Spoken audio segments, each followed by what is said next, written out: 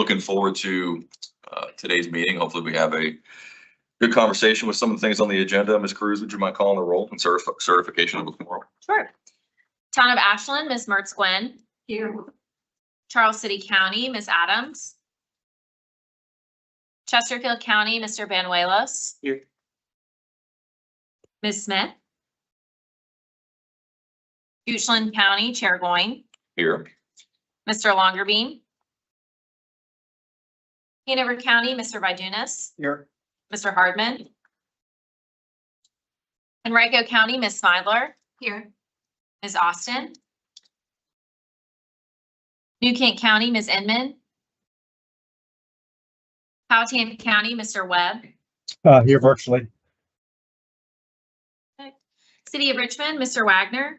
Here. Mr. Bainow.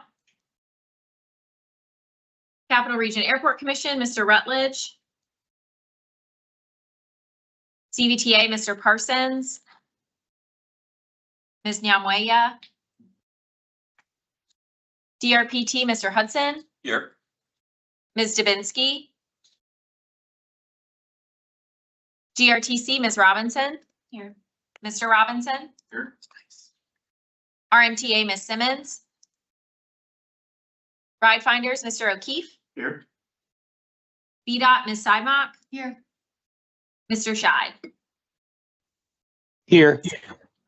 Perfect. Okay, so we do have a physical quorum, but we'll need to certify the virtual votes. Okay. And how many total virtual votes do we have? Should just be Mr. Webb and, God.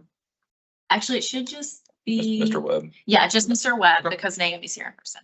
Sounds good. All right, so I received remote participation requests from Mr. Webb due to scheduling conflict that prevents his attendance in person. I will now entertain a motion to confirm that we will allow his virtual participation. So, do I have a second? Second. All right, I think that was Naomi and Sharon. All right. All right, so having a motion and properly seconded, guess we just call the roll on the question. Yeah, so now Okay. his vote is certified virtually. That's all we need. Okay, so we don't do a roll call. No, we can just do Okay. voice. Oh, sorry, we have to do. Oh, voice yeah, I'm vote. sorry, voice vote, yes. Yeah. All right. All those in favor of approving the virtual participation, say aye. Aye. Aye. All those opposed? Okay. All right, moving on. Do we have any considerations of amendments to the meeting agenda? I believe we should have one. Yes, Mr. Chair, we received a request to remove item 8 from the agenda for today. Okay. And staff is supportive if there's a motion to that effect. So moved. Need a second? All right, do I have a second? Sharon second. Okay, thank you.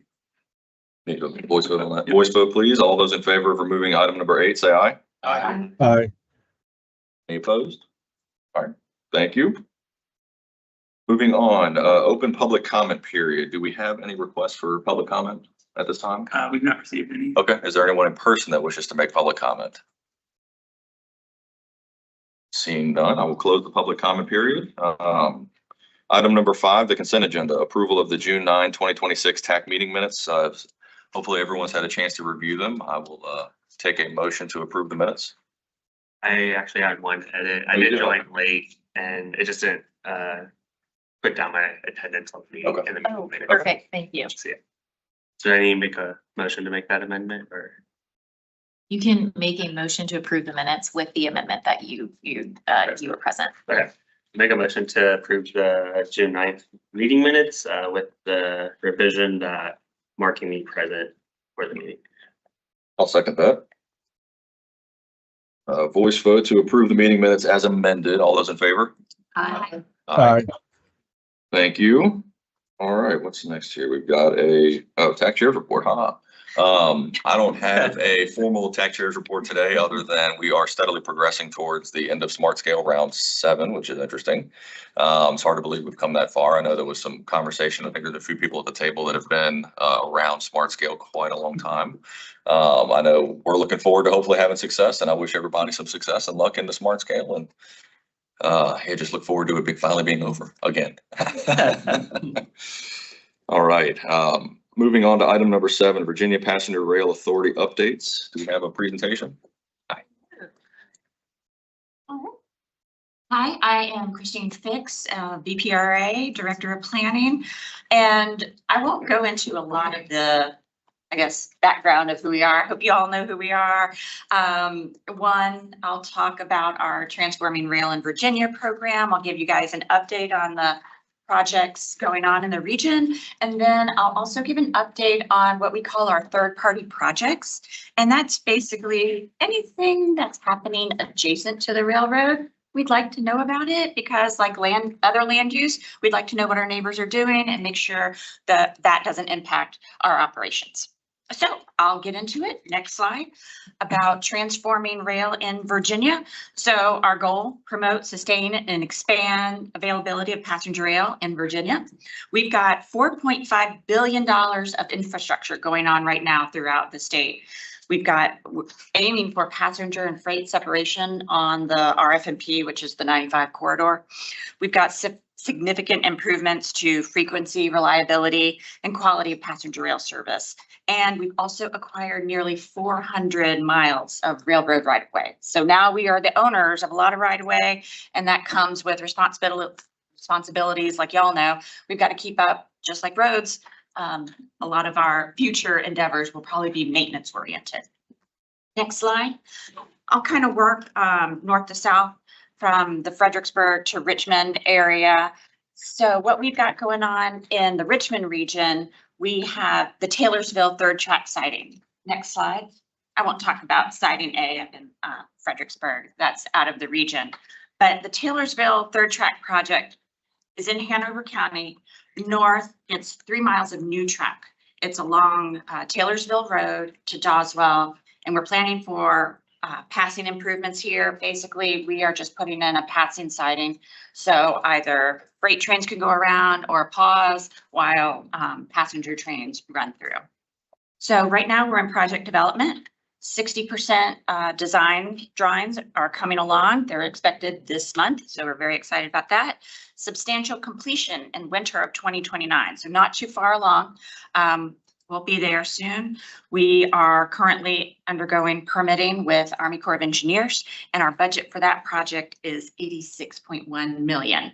We don't have any roadway improvements. Luckily, the Doswell not interchange, but the roadway there is wide enough to have 3 tracks underneath, so we are good to go. Next slide. Coming on down into the Richmond area, we've got several things happening. One, we've got the Richmond Layover Facility. Thank you, CBTA and the Richmond region for sponsoring us and promoting that. We also have upgrades to Staples Mill Station. Not a full grand upgrade, but we are upgrading ADA and accessibility improvements.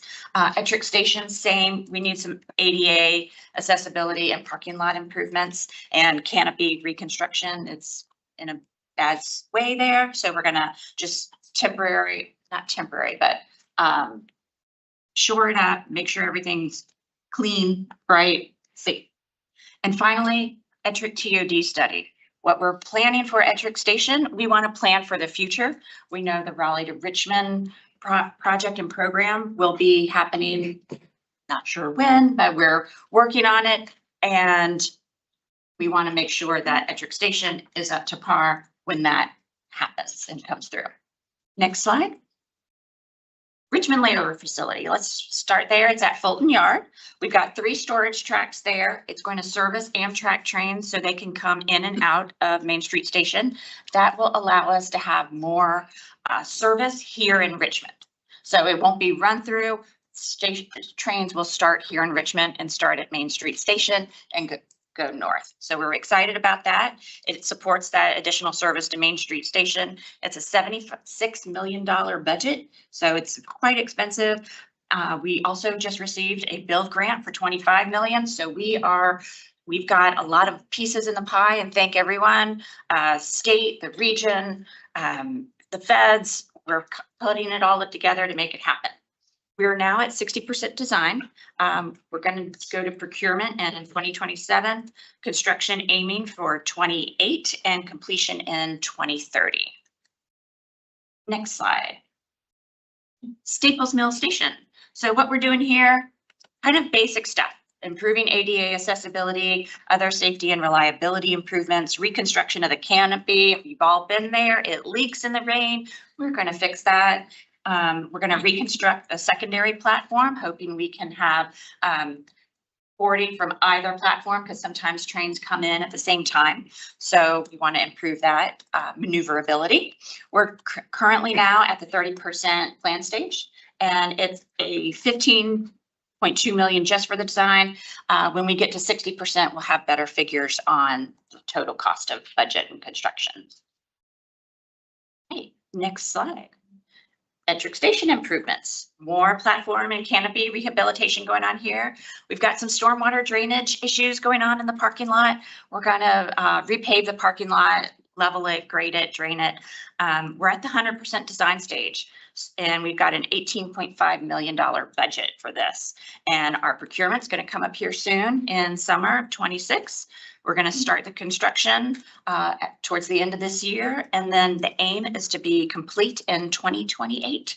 So look for those bright and shiny improvements coming soon. Next slide. This is more of the planning facet of our agency. We are looking at a study to establish transit-oriented development around the Ettrick Station. Ettrick has been kind of ignored for so long, and now that VPRA, we own that portion that you see there in yellow. And so we've got a lot of room to play with. We can upgrade the station, we can upgrade tracks, maybe do a new station. We'll see. So that's what this study is about. And we want to make it available to the community, have Petersburg area transit come in, and we want to have walkability to BSU and just create some synergies happening here in Ettrick. So our study will have the scope of work, its existing conditions, opportunities, and constraints analysis. We're going to do a market and economic analysis of real estate in the area, look at the demand.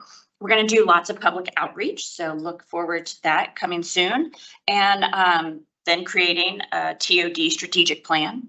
Then we're going to have some basic conceptual engineering, and we're going to tie in with the engineering that's happening for the Richmond to Raleigh trackage. So we're kind of synergizing between the track, the land side, and the station improvements. And then finally, we're going to do an environmental scan to make sure that we have all the NEPA things going on correctly. So we got a $1 million federal grant with that. And again, I mentioned coordination with the Richmond to Raleigh. All right. Next slide. And speaking of Richmond to Raleigh, let's talk about that status. One, VPRA, we purchased that abandoned S line running from, let's see, south of Petersburg down to the state line. So now we have that agreement with CSX. We own it. NCDOT and VPRA combined, we are working with engineering firms. We received a joint grant from the feds, FRA, to do 30% engineering and take the whole route up to a 30% design level. So Ettrick Station, it lies within that segment 2 area. We're going to try and focus on segments 1 and 2 to really get the most bang for our buck with that. And again, Ettrick Station is in there, so we can have some synergies between planning and design.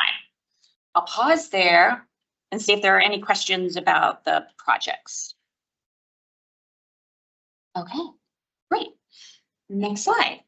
I'll talk about our third-party projects process. So the purpose is we want to just know about adjacent development and especially any stormwater impacts that might occur to the right-of-way. It's inadvertent, but sometimes designers will just design stormwater to flow where it wants to, and often that may be a culvert that is adjacent to the railroad or drainage ditches that are on the railroad. We need to know about that because that could severely impact our infrastructure, and we just want to make sure that all the design happens in accordance with land use and making sure that, again, we know about it and can plan accordingly. So if projects are adjacent to VPRA right-of-way, communicate with us. That's all we're asking on designs. Submit to us, and just we have an application process for review like you all do. And there is a cost for a stakeholder review. That's generally borne by the developer of the property. But just when developers come along and you see it's adjacent to the railroad, say, hey, you know what? You should get in touch with VPRA. They're a neighbor, and so plan with them. Again, I mentioned mainly stormwater issues. So we have that. There's also in the RFMP corridor, the corridor is split. We don't own the whole thing. It's split 50-50 between us and CSX. So depending upon which side of the rail you're on, it could be CSX or our properties. So anyway, we can also initiate that engagement with CSX. That will help other designers with their projects moving forward. So all I'm asking for is just y'all think about that, inform your planning teams, inform your land use folks, and we'll be putting things on our website, and I can do some more outreach individually to individual counties, which we've done here recently. But just wanted y'all to be aware of that. Next slide. It's a wonky diagram. It's, you know, it's all about process, but basically best option for developers is to go to our website, review the maps, identify any segments that you're on or the developers are on, and then there's a flow chart on how to proceed. Are you impacting the railroad? Are you not? There's application forms, there's a property portal, and associated fees for that. Next slide. I'll give them an example. We had one in, I think it was Stafford County recently. And so a developer owned purchases a parcel adjacent to the railroad. They submit a site plan to the municipality for approval. And we just want to ask three or four basic questions. Does the site plan direct stormwater toward the railroad right of way? Does the site plan show development up, like right up to the property line? And could the construction means and methods require a crane or other equipment that may come across the tracks? And does the project involve public or private utilities that may impact the railroad right of way? We've got a lot of utilities happening in the railroad corridor, so we need to be aware of that. If it's yes to any of those questions, contact us, have the developer contact us, and we'll start coordination. Next slide, I'll show a visual about what was going on in this area. So there was an approved site plan. The developer didn't coordinate with CSX or VPRA. One, there's stormwater coming onto the railroad right of way. So we needed to review and approve, make sure it doesn't impact our facilities. And sometimes in this area, we were already starting construction and design. So we were going to encroach upon this new development. So that wasn't great. We had to revise our design to avoid impacts to what they were planning as well. And while we were able to do that here, we just wanted to make sure we didn't impact it too much. And also for everyone's information, we do have the right to eminent domain. We did not want to do that in this case. So we worked with the developer to come up with something different. Next slide. Basically, we're putting in a retaining wall. Their parking lot, we needed a temporary construction easement to put in the retaining wall, all of that. And we kind of adjusted our angle for the slope. So again, we needed coordination with the developer, and that's why it's important, because it changed our plans. We had to pivot midstream. Turned out okay, but just want to be aware of what's happening adjacent to the rail corridor.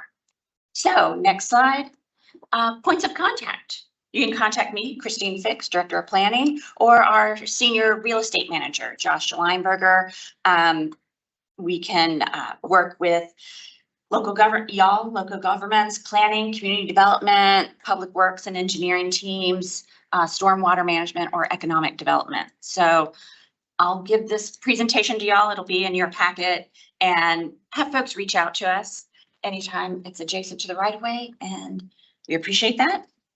Next slide, I'm going to talk about safety. We all know the derailment here in the past couple of weeks. Next slide, I'll just go straight to the points of contact. One, if anybody's curious, yes, that derailment was due to heat. In cases like that, the rails can get up to 150 degrees, super hot. And when heavy cars pass along them, they can buckle and over goes the train.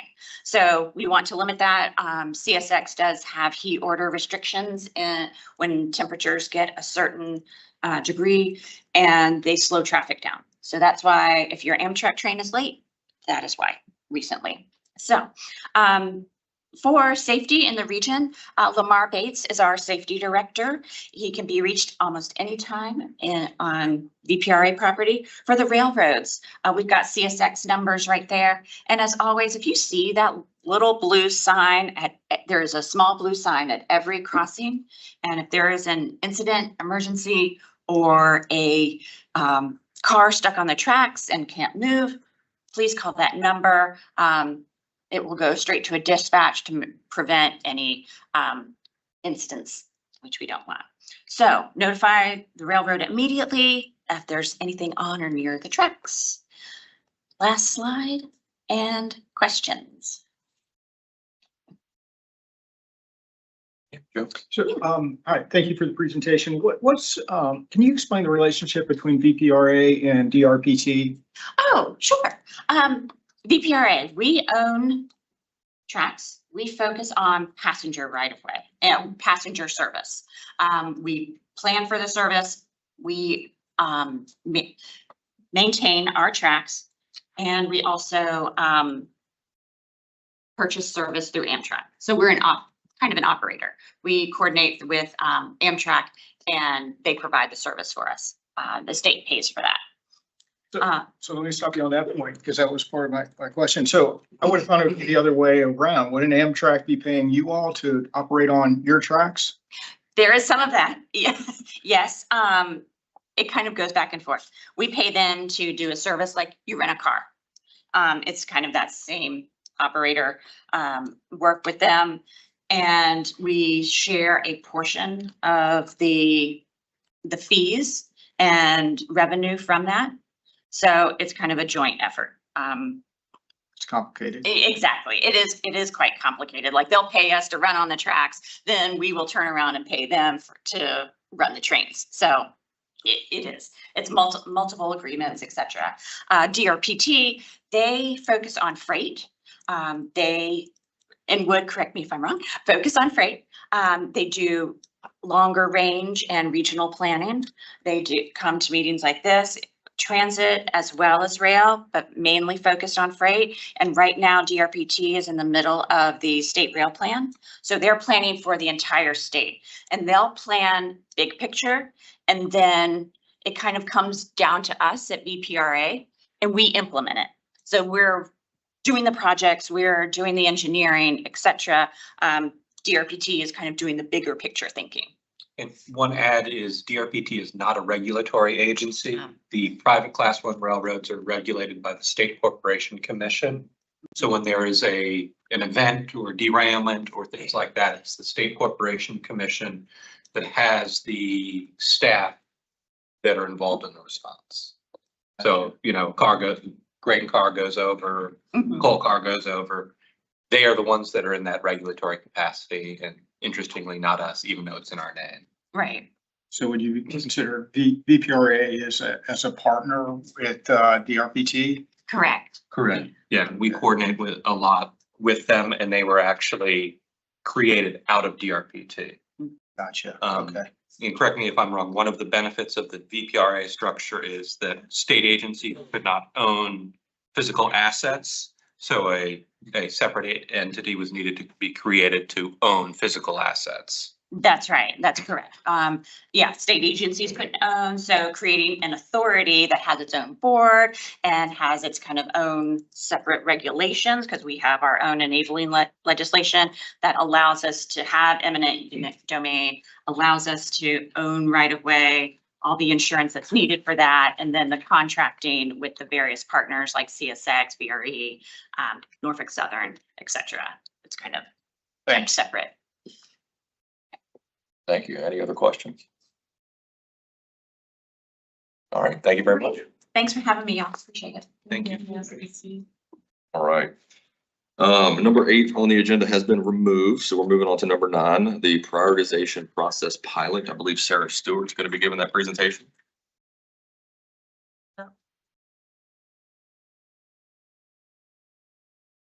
Let me share.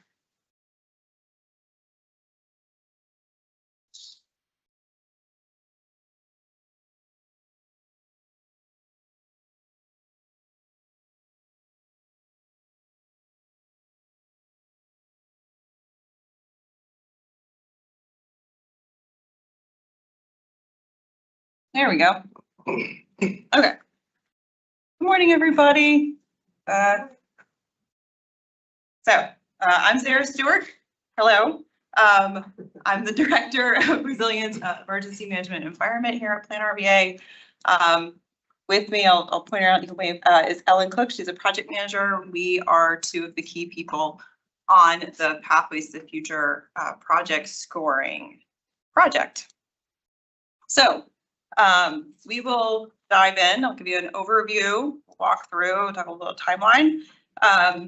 So this project leverages the Pathways to the Future scenario planning, kind of elements of that or models, and the development of return on investment analysis, so we can better connect TPO planning and funding decision processes.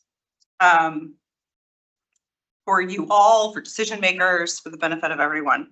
So it'll result in a project prioritization and funding decisions that can be easily communicated to stakeholders and the public. That's where we're going. We'll have some tools that I'll touch on in just a second.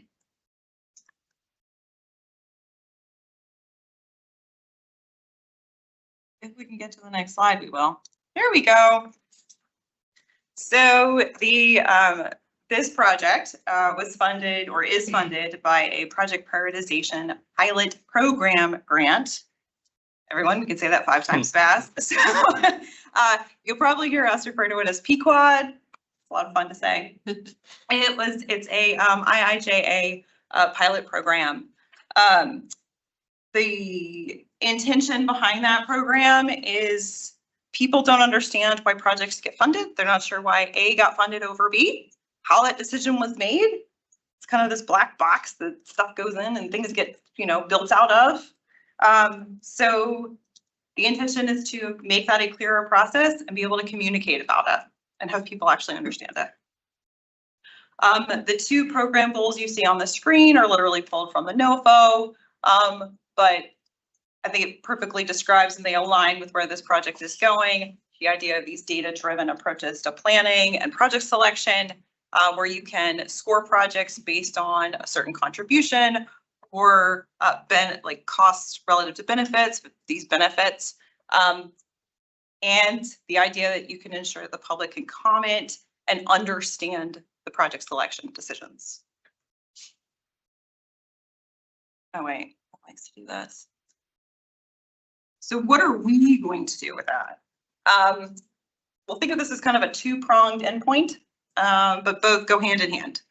So we're going to improve processes and tools that leverage the Pathways to the Future models, the scenario planning models, as well as some other analysis and models that we'll develop, so that we have good, strong technical scoring approaches. We will develop project scoring process based on return on investment, and there'll be build a kind of 3-tiered return on investment approach. I'll talk about that in just a minute. And then the other prong is that aspect of conveying that or communicating it with a public engagement, kind of education about how scoring decisions and funding decisions are made. So you'll see at the end point a website or web presence, including an interactive dashboard that people can interact with to better understand project scoring and how the pieces fit together.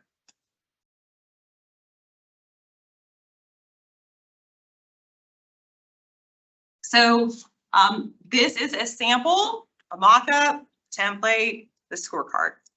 And the idea is that each project is scored. Those of you all are familiar with how projects were selected for the LRTP, so you can think of this as kind of building on or extending that. Some of these kind of topic areas that we'll score projects under are what I would call kind of more traditional transportation scoring metrics, like operational, safety, access. But this project will allow us to kind of approach it from a more diverse space, in part because we can leverage the scenario planning models. So you'll see environmental quality of life measures that we can consider. The evaluation or the scoring of projects will look at the benefits and the burdens. So you'll see kind of a net cost for the project to users and non-users. So as part of this project, we need to kind of develop methodologies, build some data sets, figure out how best to use the traffic demand model, the pathways to the future, scenario planning models, any other analysis that we have to build, piece all these things together so we can evaluate projects. We will shift to life cycle costs as part of the evaluation. So operation and maintenance, capital, those type of things. We will monetize the benefits. That's why that bottom row on this scorecard, it looks, as well as the sidebar, it looks like a dollar sign. We're going to monetize that. And I've mentioned that kind of multi-domain, diverse evaluation. We do think that this will allow for better comparison of projects across modes.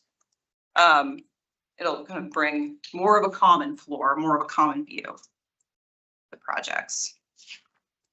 This is that tiered approach that I mentioned just a few slides ago.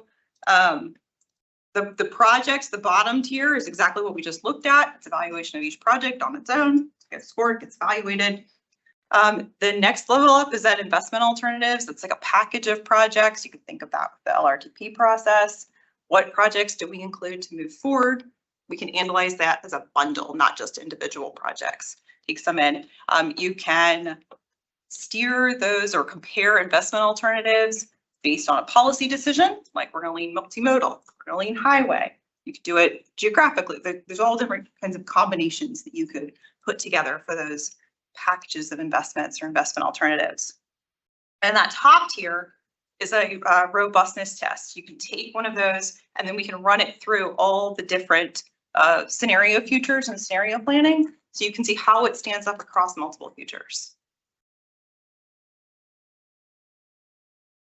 So I mentioned this already, but let's stress it because it really is the one of the two prongs. Public engagement. Public engagement is absolutely critical, both as a process throughout the project, but also as an endpoint and an end intention. We want to better understand what is not transparent about the process now so that we can make it more transparent in how we communicate. And we want to be able to communicate, those benefits and burdens of each project. So how can we tell people not just about the process, but characterize projects for them? We do have an engagement strategy. It's in development right now. We are consulting with CTAC on that process. It will be discussed at their meeting next week. So stay tuned for more information. You can always reach out. And we will leverage the Plan RVA Engage site. There'll be an Engage page. You all are from there. Everybody's familiar with the Engage. Okay.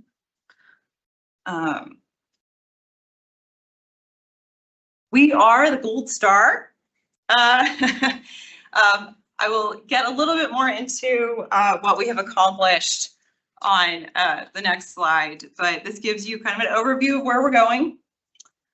We have done some lit review. We have considered methodological approaches to how we can proceed forward. There's still more to do on that front. We know we're going to have to develop data and develop tools in order to do this really well. I've mentioned the idea of the interactive kind of website and dashboard that people can go to learn more about the projects, learn more about the process. We consider implementation, TPO adoption of this process, this approach, and the kind of live version of the tools online. All that geared to the fall of 2027, so a little more than a year. Okay. What have we accomplished? We have assembled a multidisciplinary Plan RVA project staff team. We have conducted a pretty deep literature review on the monetization of benefits and different methodology approaches that we could use through this process. with the consideration of the tools we already have on hand, both their strengths and their limitations. We are going to draft a summary report that's kind of in process. We have reached out to some peer regions for consultation. Didn't have too much depth to that because no one has a silver bullet for this. This is kind of a new space. And so we're all very excited to continue working together and staying in coordination. I mentioned the engagement strategy drafting. What will you see now, Lacey? What will you see in the coming weeks, kind of the rest of this summer? Finalization of that engagement strategy and kicking it off. You'll see the Engage site go up. Stuff will start to happen. We will probably have some focus groups in the fall. And this summer, contractor solicitation through the Plan RVA technical bench for a technical consultant. So that's why we are sure that we will the methodological approaches will evolve a little bit once that team's on board and we can kind of sync with them. Tax roll. So you all, TAC is the technical stakeholder committee for the project. We hope that you will advise us as well as the consultant on deliverable development throughout the process. What we're particularly keen on, your insight on the project prioritization, what works, what doesn't, pros and cons. We'd like to hear it. We have developed a survey that will go out to you all. It's a kind of a great kind of first feedback mechanism. If you all have questions, we can entertain them. The next few slides have the survey questions on them. So we could also go into that for conversation, a dialogue. But I'll pause here. Okay. And we'll see I don't know how we're doing on time. So. No, it's fine. Any questions right now for? I'll have a question at the end. Go ahead. Oh, yeah, sure. I just wrote down here that you noted there will be a shift to operational costs as part of the consideration. I want to know what that looks like. Not everything has an operational cost. So is it like Aware. So yeah, is it like is it going to impact like transit because the significant operational costs? I'm curious what y'all are thinking in terms of that. But we have, this is part of where we've gone through in the preliminary methodology write-up. We've got one for all the little kind of topic areas. Finalists, do you have any brilliant insight? Yeah, I mean, I think operations was more looking at delay. So both the delay during construction and then the delay relief when it's operational. Also looking at the cost to the user. So looking at vehicle miles traveled. So kind of looking at the broad cost of actually operating whatever that service is. Again, we're kind of working through the details now with the lit review, but that was the idea is conceptually, it's kind of the cost of actually just running that piece of the service or the delays or impacts on that. Thanks. Good question. Mhm. Yeah, so you say it's going to be on a website at the end and you'll be able to see it there. So if I, as a jurisdiction, have multiple projects that I wanted to put into the process, but I wasn't sure which one was going to score best, can I sort of put it in there myself? And that's what we'd like to build. Okay. Because we think so I can say, no, no, this one's better, I'll put this one in. That is where we'd like to be. Yes. So they don't think that adds overwhelm me value. with projects that are not Now, suitable. oh, so you could test. So I can test it. Test. Yeah. So that I can, rather than give you everything, just give you what is Right. gonna score nicely and save all the extra work. Yeah. I don't have to do work, you don't have to do work. I mean, that's that. As I think through this, I kind of want two modes, one that's public, one that you all could interact with. As there'll probably be details that would be uploaded that the general public wouldn't know, but that could be a portion of the interactive dashboard. But what you're describing is where we would like to get for efficiency's sake. My question kind of feeds a little bit into Yeah. this. Like, what projects are we trying to get to feed this project prioritization? Are we looking at like the LRTP, and that can be like the projects that it's prioritized from, or, you know, what if there's projects on the conceptual list that, you know, don't have money assigned to it? And is this like project prioritization planning to be used for like STBG, CMAX, CRP, or even smart scale endorsements, or just what's the scale of how we're trying to, what think it's all- projects are we trying to prioritize? Like, Or because is there a portion Yes, that's not? the original commitment was Chet has also signed on, so CBTA and the TPO will be working together to try and figure out the funding side of things. So again, that's obviously has to work through CBTA and TPO TAC, so we have to get to a process we can all live with on that. But the idea is that the tools we're building would feed into that, and then obviously the full-blown version of it is very compatible with how we've developed this LRTP. So I think that's also a natural extension, is moving it into the LRTP, with the caveat that LRTP projects are less defined, so there's a lot more gray area to be able to monetize things. So I think it's a little bit more, because it is aiming at ROI, it's a little bit more aligned with actual project selection as opposed to kind of conceptual planning level projects.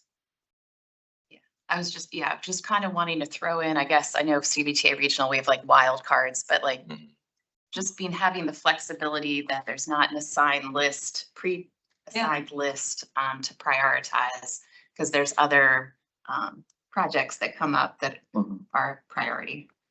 Like, Fulton Yard layer facility was a surprise this. So I think the intent would be to be able to score projects that you submit, just like we do now with the call for projects, and be able to score whatever comes in. Okay.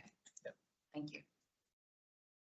One question I've got is, if you don't mind, I don't know how many slides back it was, the draft scorecard. I know it was just kind of a general mock-up, but the one category that I don't know if I fully understand is quality of life. I don't know if some of these specific items on here are actually going to make a final scorecard, but I'm just curious as to the measurability of some of the. So when that one is on there, there's a link back, that's where we link back to those scenario planning models. Okay. There are several, there's a public health one, the items that you see listed there, the psychological distress, depression, asthma. I'm not sure if the literal ones that you see listed there, but we were trying to encapsulate things that extend beyond kind of those typical transportation judgment calls. In part because we do have the scenario planning models and we want to link these things together. There are impacts and costs and burdens and benefits of various projects that align more with quality of life that we're not capturing. And so how can we get those? As I said, we've got some of the models. We're doing more lit review. We can enhance what we've got. Let's see if we can capture that. Yeah, just on that, I think you have to be able to quantify that. Yes. I mean, so I guess you're gonna come up with whatever you think those measures would be for quality of life and bring that to the tax so we can review them and understand how those are gonna be applied. Yeah, we want it back and forth so that you understand, so that the process becomes fair, understandable, that you understand what the ends, the outputs are, how these things relate. I think it will better capture the true nature of various projects. Miles. I think the only thing I'd add is that quality of life is definitely kind of the cutting edge of transportation planning, right? So this is definitely the area where we have the most kind of looking at the academic literature, trying to fold it back in. The models that we have already done that to some extent, but I think that's where there's the most room for us to improve those. The other pieces, being much more traditional transportation measures, are a lot more straightforward. So I don't think we're going to need as much work on those pieces of it. This is the area where we want to focus a lot of the research and the review. I mean, I guess if I may just, I mean, from that perspective, I think reliability would be one that is a quality of life situation, right? So whether you're in transportation or public transportation or the road, I mean, I got held up this morning on the toll road because there was an unpredictable crash half a mile ahead of me, right? So, I mean, that's a quality of life issue, right? When you don't have a reliable response, or, these things just happen, right? They're just accidents and these things happen, but to the extent that we can develop our projects to sort of, address those situations now, I think would be a great thing. So I think that's a good, it's a good path to go on. No pun intended. Transit path. I don't know. I sat on the road for too long this morning. Thank you. So I had a question. Yeah. When you do this and you evaluate projects essentially through this, do you plan on evaluating projects kind of as, all projects compared to all projects? Or do you plan on evaluating cohorts of projects that are appropriate for different funding streams? Because I could see an issue where if you produce a list or scorecards, then those scorecards and those projects might be misaligned to the funding paradigm that actually exists. Yes, that is part of this puzzle. Okay. Is factoring in. Some funding all- sorting hat is- kind of is- stuff. Yes, yeah, Yeah, I did okay. not dive too deep in that, but those kind of considerations, we're not trying. Those have not been forgotten and are Okay, Are- yeah, part of this. that's Yes, good because yes. what I could see happening is we're sitting here with a bunch of round pegs trying to jam them into the square funding holes. Because, yes.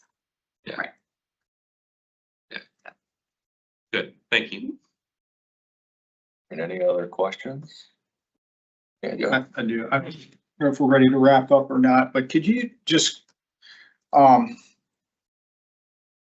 explain again what the big objective here is? Because there are existing prioritization processes for transportation improvement. So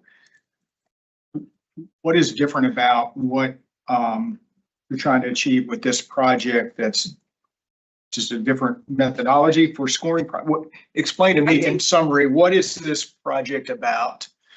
Miles, Yeah. you look like you really. Yeah, want to take say it. something. I mean, the main shift that this is aiming to achieve is ROI on a monetized basis. So it's monetizing the benefits. That's the primary shift that we're looking Explain at. that, monetizing So the benefits. basically right now, when we score projects, you basically get a 0 to a 100 score. And then we divide that by the cost, and that's your smart scale or your LRTP or your RSTP CMAX score.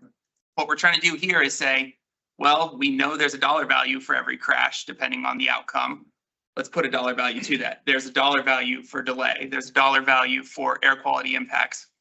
Let's make that into an actual life cycle cost accounting of, is this project going to So achieve benefits? not just the capital costs, but all of these other costs and bringing those into the equation. Exactly. So we're trying to capture the whole life cycle of the project and then also turn it into dollars. So this is going to bring this much return and it's going to cost us this much to maintain, to build and operate. So on the whole, this is a positive return for the region. We're basically trying to get to a bigger picture, full cost of what the project's actually doing for the region. Thank you. Builds on it in a more comprehensive sense. Okay, that's helpful. Thank you. Sounds good. All right.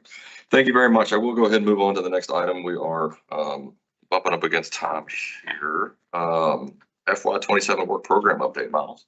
Thank you, Mr. Chair. This will be a couple quick slides, but since we are kicking off the new fiscal year, I just wanted to remind everyone about the work program and what do we have in this year's program. And it's in particular, what items we're expecting will come to TAC where we're going to need major input and decisions on. So next slide, Sid.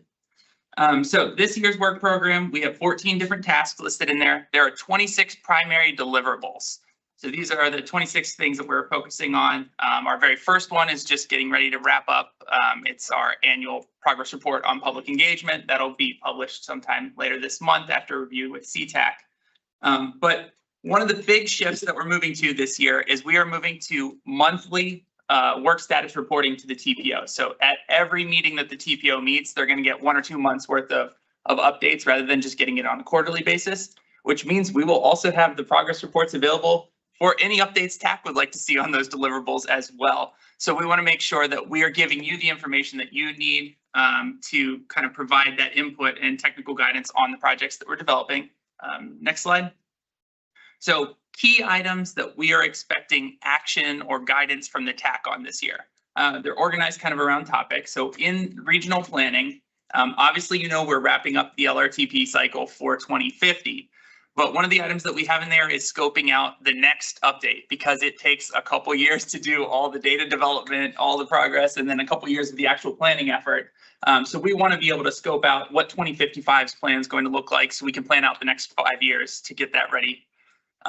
We have the GRTC Regional Public Transportation Plan. Obviously, that's led by GRTC, but we at the TPO have the role of endorsing and supporting that. So making sure that TAC has enough information on that throughout the year and it is able to provide input.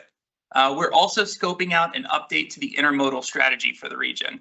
So as many of you know, we have 3 sort of modal plans that support our long range planning. We have the bike ped plan, we've got the transit vision plan, and we have an intermodal strategy. The intermodal strategy we haven't updated in about 15 years, so it's time to take another look at that one. So this year we want to develop the scope of what that'll look like so that we can accomplish it before we have to get into the full swing of LRTP work in a couple years again. And then many of you know we've been looking at the western spine or the 3-notch trail alignment over the course of this past fiscal year. That study is scheduled to wrap up by the end of this calendar year. So we'll be bringing that back through TAC later this fall as well for more input and review. And then the last item under planning is the socioeconomic data development. So this is our 2025 base year, 2055 future year, and that process is underway right now. And then underfunding, obviously we're gonna have tip amendments as always. This year is an off year for the funding program. So just like CBTA, we're on every other year for new projects. So this is an existing projects only year. So if you have requests, that will probably not be until December because we want to have as much information as possible while still being able to get through the funding process. Next slide. Then the other key areas, performance management. So this is our performance-based planning and programming. We have to set targets and track how we're doing. This is a big year because this is the update of pretty much everything going on. So we have to update our safety targets like we do annually, but we also have to look at our pavement and bridge condition and our reliability targets. Those are 4-year targets, but we've reached the end of those. So this will be February and March of next year that we're required to adopt them. Throughout the winter, we'll be having conversations with TAC about how to set those targets. And then finally, on the administrative side, the last big thing that we'll be looking for guidance from TAC on would be the next year's work program. So with these monthly updates, hopefully we'll have a better insight into kind of where we are in projects, what's sort of the next logical step. Obviously, we'll propose things, but also we want TAC's input on sort of what projects we would need. An example of that, I think, you know, we're doing the RSA study this year. So there's the safety assessment, which is building off of our safety action plan that was just approved. With that, we're going to be coming to TAC to help pick a corridor for this year. But then for next year, do we want to pick a corridor? Do we want to take a different approach? You know, those are the kinds of conversations that we want to be able to have with the TAC on how that's all moving forward. So these are some of the key actions that we're expecting from the TAC to kind of have. This is just a preview of sort of the items we're planning to bring up for discussion over the course of the year. Next slide, Sid. What I really want, we're still planning regular safety updates and regular updates on the planning program. You know, we've been trying to bring back safety every other month or so. So you have updates on where we are with the safety program, updates on our bike ped program or our freight program, where those stand. But we wanted to know if there's any other areas that TAC would like to have a focus on, whether it's additional discussion topics, one of the deliverables within the work program that you think we need to highlight more in depth. I don't need an answer right now. I'm open to taking feedback, you know, via email as well. But we just wanted to open up that conversation because we are going to have a lot more detail available on a monthly basis. So we can kind of shape that to make sure we're providing the detail and the information that TAC wants to see. Sounds good. Any immediate questions for Miles? All right. Miles, looks like the next item is yours as well, the upcoming interagency consultation. Yep. Thank you, Mr. Chair. So this item is just a reminder for everyone who is within the maintenance area for ozone. So that's not Goochland, Powhatan, or New Kent, but it's everybody else. We are going to have an interagency consultation meeting hosted by Tri-Cities on August 7th. We need to make sure we have a quorum. So we're just reminding everyone that that'll be coming up. Dan Grinnell will be sending out the invitation, but just be on the lookout for that. And please plan to attend so we can make sure we have a quorum. We were pretty close to not having a quorum at the last one. So we want to make sure that we've got a good show this time. But that's all I had on that item. All right, sounds good. Transportation agency updates. Looks like the RPT, Mr. Hudson. Sure.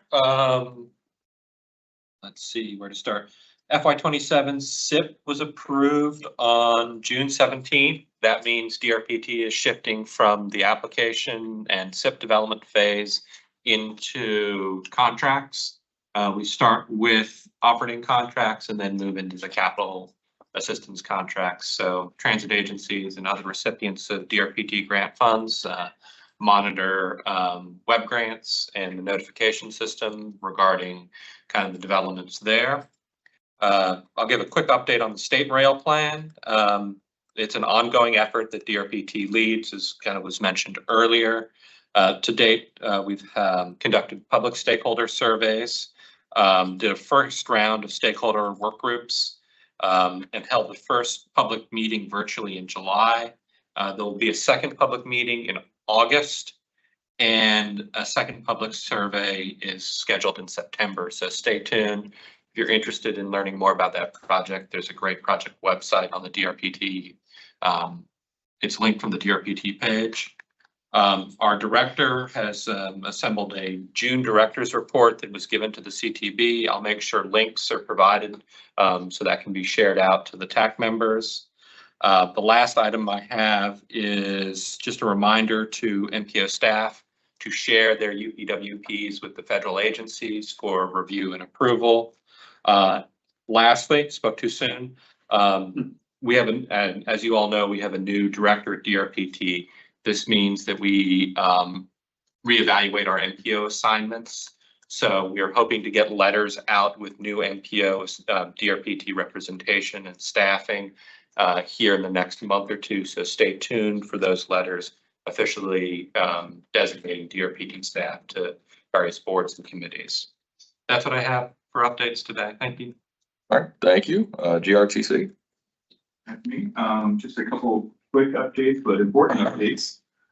So our service changes took effect this past Sunday, July 12th. Those service changes were some additional trips have been added to the routes 5 and 7A and 7B. Also, the route 7A and 7B's end of line and like layover point has now moved from Richmond International Airport to Lee and Probst, which is down the street. That was just due to some security protocols at the airport. They no longer wanted unattended buses near the terminals.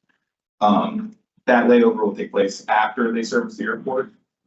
So there won't be any kind of problem getting there for those trips of people trying to get there early in the morning.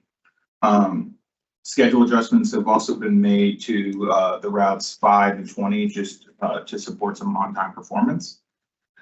And the 95X Petersburg Express has added a stop at Bright Point Community College. You might remember we had done that before. It's coming back. So now there's a quick stop at Bright Point Community College on all those trips. So there's some adjusted run times there, and there's a newly relocated end of line point down in Petersburg. And that was the same thing. That was just under the advice of the Petersburg area transit down there. They wanted to move onto Union Street rather than the congestion and dealing with the inside of that transportation terminal in there. So that being said, riders should review the updated timetables and check the transit app before making trips because there's schedule changes across the board. And then lastly, Tap into Transit Day is today. That is happening tonight from 4:30 to 7:30 at Main Street Station. That fundraiser supports Transit Access Partnership and efforts to sustain the open access transit in the region. More than a dozen local artists have created original pieces and archived archived GRTC system maps for a silent auction that we'll be having. And guests can also explore and interact with interactive art experiences, a bus experience, and hear rider stories, and learn a little bit more about open access transit. So we hope to see everyone there. Once again, that's from 4:30 to 7:30 this evening.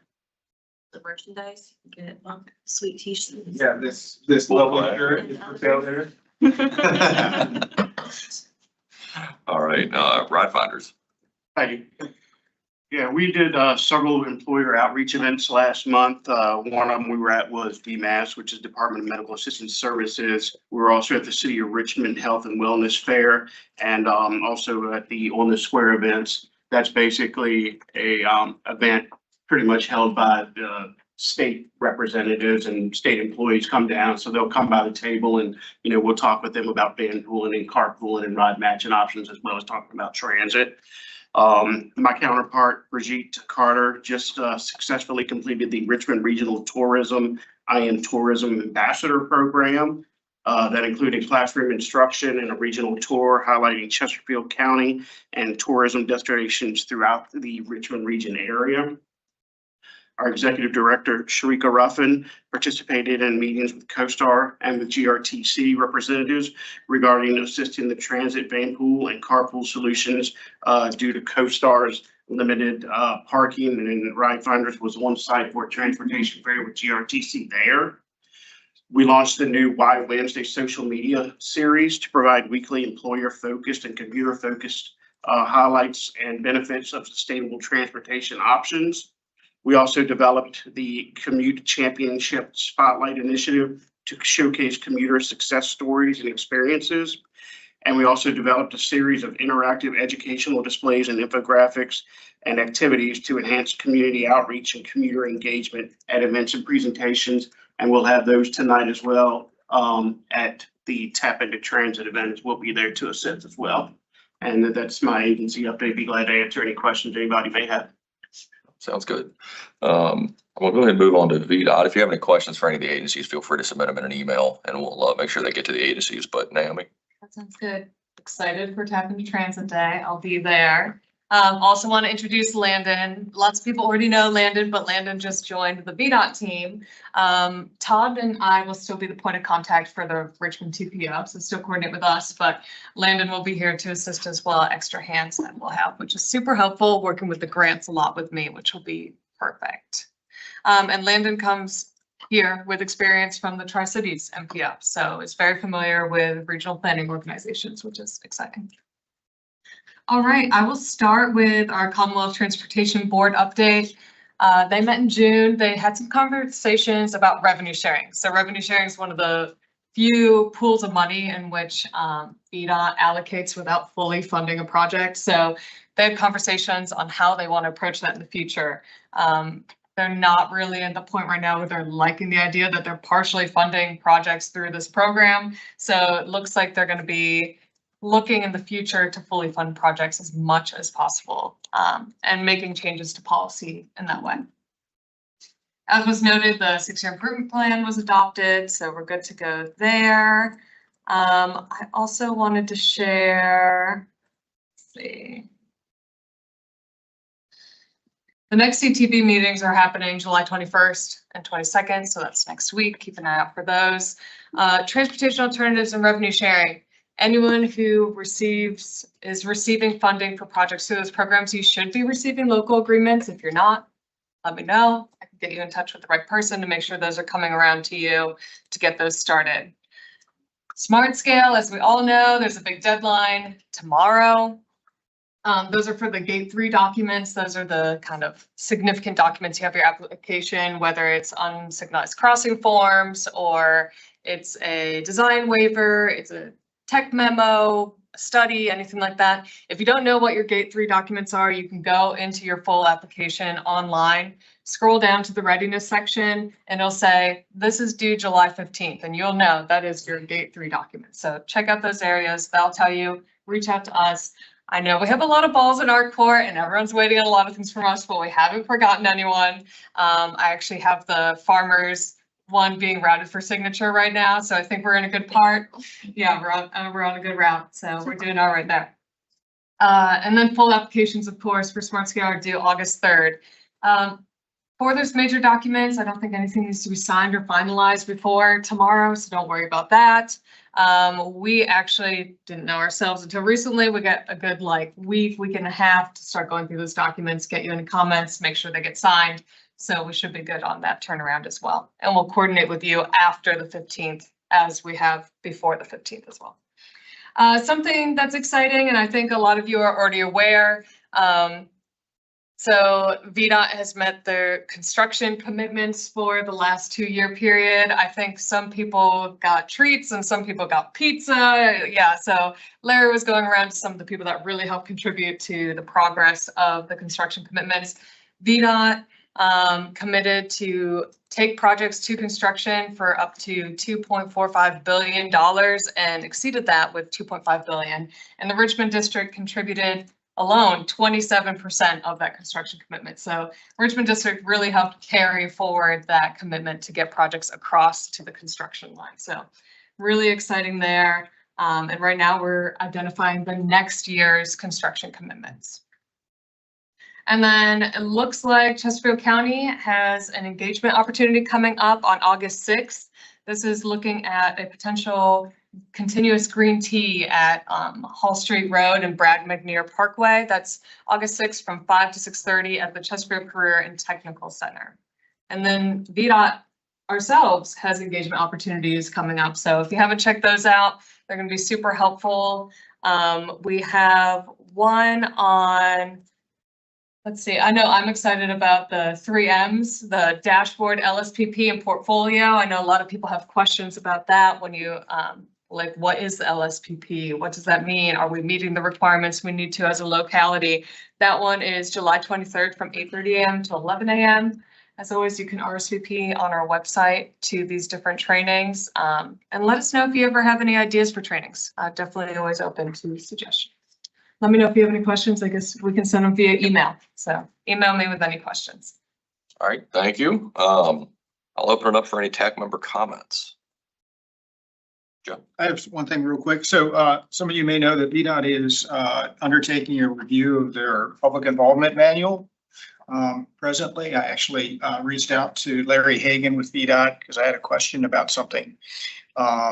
It wasn't clear to me in the manual, and he advised me. Actually, I was aware that it was going under review. Anyway, my point is that if there are things in that manual that you would like to see changed, or you have pertinent comments, I would suggest Larry would be one avenue. I'm sure anybody with VDOT could funnel that to the correct person so they can consider those types of things.